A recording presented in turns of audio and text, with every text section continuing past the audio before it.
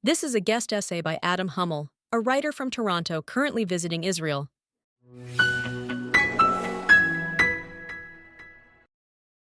There are several Thai massage parlors on Ben Yehuda Street in Tel Aviv, and on Saturday morning, they were open. The bakery next to them was closed. The bar across from the bakery was full on Friday night. The bus lane was empty because the buses do not run on Shabbat, and through that empty lane came a river of electric scooters, weaving, unbothered, carrying young Israelis to wherever young Israelis go when the state has decided that public transportation must rest, but private momentum may do as it pleases. So, I did what any 40-year-old would do on a beautiful day in July in Tel Aviv. I thought, what would Theodor Herzl, the father of political Zionism, make of this? What would David Ben-Gurion, the State of Israel's founding prime minister, have to say? The longer I thought, the more I realized the two men would not be surprised by the same things. Not even close. And the shape of their respective surprises says something real about Israel. Herzl got the city right and the world wrong. Ben-Gurion got the world right and the city wrong. Start with Herzl, because Herzl would be just totally insufferable here. He would walk down Rothschild Boulevard, past the cafes and the cold brew, and the startup offices stacked 10 stories high, and he would say politely, "Told you so." He did tell us so. Alt New Land, his utopian novel of 1902, imagined a Jewish society on this exact coastline that is technological, cosmopolitan, tolerant, and slightly obsessed with infrastructure. He imagined electric transit. He imagined opera. He imagined a society so normal that its politics were boring. Tel Aviv is Alt New Land with better coffee. In fact, when Tel Aviv was founded in 1909, it took its name from the Hebrew version of Alt New Land. Even the Thai massage parlors fit in their way. So does the fact that this small Mediterranean city has more sushi restaurants per person than almost anywhere outside Japan, and a juice stand on every second corner, and a poke bowl place where the falafel used to be. Herzl's whole dream was that Jews would build a country ordinary enough to contain the full inventory of a modern city, the sublime and the seedy alike. A Jewish metropolis with the same storefronts as Vienna or Marseille is not a betrayal of his vision. It is the vision. Not necessarily a Jewish state, but a state of Jews. Two things would stagger him, though. The first is the Hebrew. Herzl assumed the Jewish state would speak German, or some polyglot European mixture. He famously could not imagine buying a train ticket in Hebrew. Yet here's a city where the tattoo artists and the venture capitalists and the teenagers arguing at the shawarma counter all conduct their lives in the language of Isaiah, revived from the library shelf by sheer stubbornness. Next to the highway, there's a billboard advertising artificial intelligence technology in the language of the prophets. He got the trains right and the ticket wrong. The second is the faces. Herzl's imagined Jew was a Viennese Jew, or a Russian, or a Pole, or a Croat. He did not picture a country whose majority traces itself to Baghdad and Casablanca and Sana'a, whose supermarket shelves carry amba, a tangy, spicy Middle Eastern condiment made from pickled green mangoes, vinegar, and fenugreek, and whose music charts belong to singers his Vienna would not have recognized as kin. The state he designed for European Jews, Jews like him, became a state substantially of Middle Eastern ones.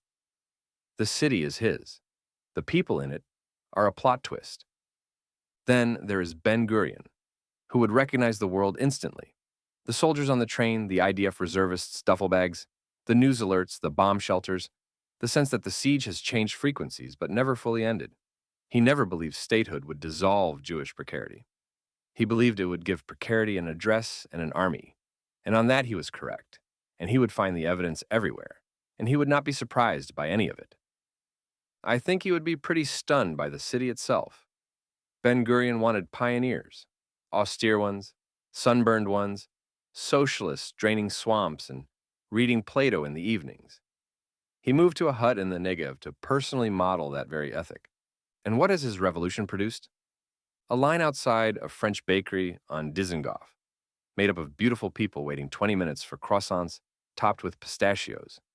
Kibbutzim reborn as boutique hotels, a beach where the only sound of national purpose is the ceaseless thwack of paddleball paddles, a game with no points, no winner, and no end, which may be the most honest metaphor the country has ever produced.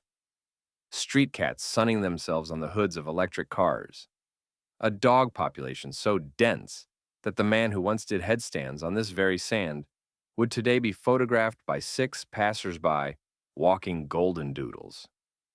And in the Carmel market, between the spice pyramids and the knockoff sunglasses, a vendor selling t-shirts of Ben Gurion himself doing that headstand, his image now merchandise, his austerity now a souvenir. And the deeper miscalculation, the one that governs Israeli politics to this day. Ben Gurion signed the status quo agreement with the religious parties because he was certain they were a museum piece.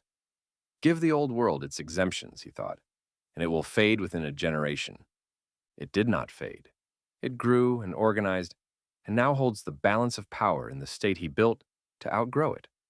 Those Shabbat scooters threading through the empty bus lanes are the physical residue of his bet. Public transit rests because he conceded it would. Everything else moves because the society he predicted never arrived. The symmetry is not an accident. Each man got wrong the thing he thought he did not need to study. Herzl was a journalist and playwright before he was a statesman, and cities are stagecraft.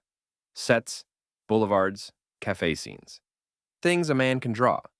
He drew them, and they got built, which is why Rothschild Boulevard looks the way he said it would. His mistake was about the audience. His Zionism, some say, was born in a Paris courtroom, watching a mob howl at Alfred Dreyfus, a 35-year-old Alsatian French artillery officer of Jewish descent, was wrongfully convicted of treason for being Jewish.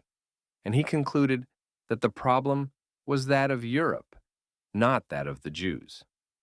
True enough, but he then assumed Europe hated Jews for being strange, and would stop once Jews became normal. Give the Jew a flag, a navy, a parliament, and the reviews would improve. They did not. The man who understood the mob at Alfred Dreyfus's so-called trial somehow still believed the mob could be reasoned out of existence by a flag. Ben Gurion made the opposite bet. He never expected the world to applaud. The hostility was permanent weather, and he planned for it, which is why he ran home after declaring a state on May 14, 1948, to begin preparations for the war he knew was coming, and also why nothing about the 2026 world would surprise him. What he tried to redesign was the Jew. The diaspora Jew, he believed, had been deformed by 2,000 years of powerlessness and needed remaking into a farmer, a soldier, a socialist laborer, austere by conviction. The old Jew of the study house would rust away like old farm equipment. But you cannot hold a whole people in permanent revolutionary tension, because revolutions are made by people who want their grandchildren to be spared the need for one. The pioneers drained the swamps so that someone, someday, could stand in line for a croissant without shame. The city defied him not by betraying the revolution, but by completing it. Herzl redesigned the city and trusted the world. Ben Gurion distrusted the world and tried to redesign the Jew. Each was right where he did the work and wrong where he made the assumption. There is one expectation both men held, and it is the one that failed most completely. Herzl believed explicitly that a Jewish state would end anti-Semitism, normalize the Jew, he argued, and the ancient hatred would lose its object. Ben Gurion was less romantic, but shared the premise in his bones. The diaspora was the disease, and sovereignty was the cure. And here we are in 2026. The Jewish state exists. It thrives in its loud, improbable, croissant-eating way. It has a tech sector and a space program and a beach culture that would make the Baron Rothschild blush. All while us Jews in Toronto are still discussing security protocols at our children's schools. The flag did not end the hatred. It gave the hatred a new vocabulary. The failure has a pattern, and once you see it everywhere. Herzl said the old language would not survive the marketplace. Well, it survived and conquered the marketplace. Ben-Gurion said the old faith would not survive the state. It survived and now helps steer the state. There is a mezuzah on the doorpost of the nightclub, and some of the scantily clad men and women kiss it on the way in. And both men said the old hatred would not survive Jewish normalcy. It survived too, fluent in a new vocabulary within a generation.